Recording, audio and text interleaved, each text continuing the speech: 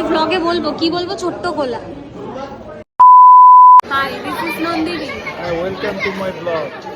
এটা হচ্ছে সেই আমিষ অন্নপ্রাশন। আগের দিন আমি অন্নপ্রাশন করেছিলাম যেটা নিরামিষ, আজকে হচ্ছে আমিষ। জায়গাটা কি সুন্দর করে ডেকোরেশন করেছে, তো ভালো লাগছে। এই কানের দুলটা আমার আমি কিনেছিলাম সেই পুজোর সময়, বাট কোনো আউটফিট পাইনি সেরকম যেটার সাথে পরবো। আজকে ভাবলাম আমি পরি। এইটা হচ্ছে লুক। আমি দুপুরে অনেক কম খেয়েছি, যাতে আমি এসে এখন সন্ধ্যেবেলায় অনেক বেশি বেশি করে খেতে পারি।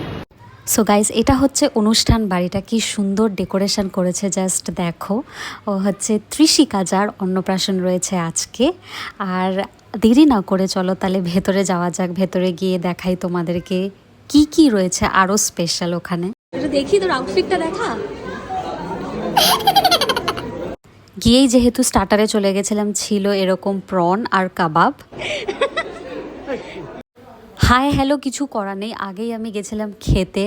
আর এইভাবে রেকর্ড করছিল পূর্ণেন্দু অ্যাজ ইউজুয়াল। এনিওয়েজ ভালো ছিল, ভীষণ টেস্টি ছিল খেতে। এটা ছিল মকটেলের কাউন্টার, যেখান থেকে আমি মোহিতো ট্রাই করেছিলাম। তোমরাও দেখে নাও, দেখতে এত সুন্দর আর রিফ্রেশিং ছিল।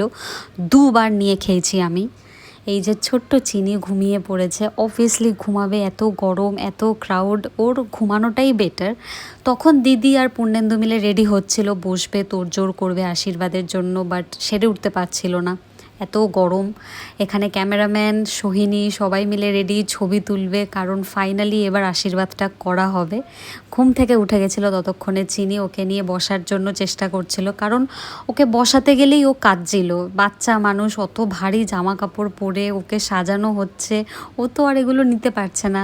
যাই হোক, দেখতে খুব কিউট লাগছিলো, দেখো যেন মনে হচ্ছে একটা জ্যান্ত পুতুল।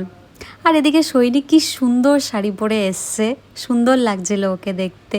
বাট আমি মানে জাস্ট শাড়ি না পরার বাহানা চাইতো, এটা সত্যি ট্রেনে করে আসতে হবে বলে আমি এই বাহানায় পরে আসিনি। মানে শাড়ি ফ্রিক্স মি আউট, আমি অত শাড়ি ফ্যান নই।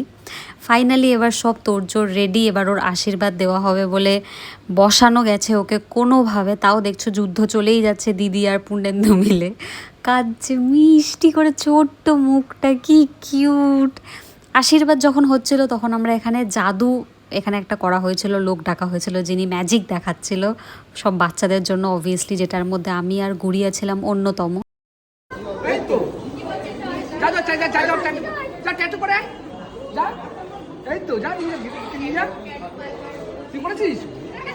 বাচ্চাদের ট্যাটু কর্নারও ছিল, খুব সুন্দর।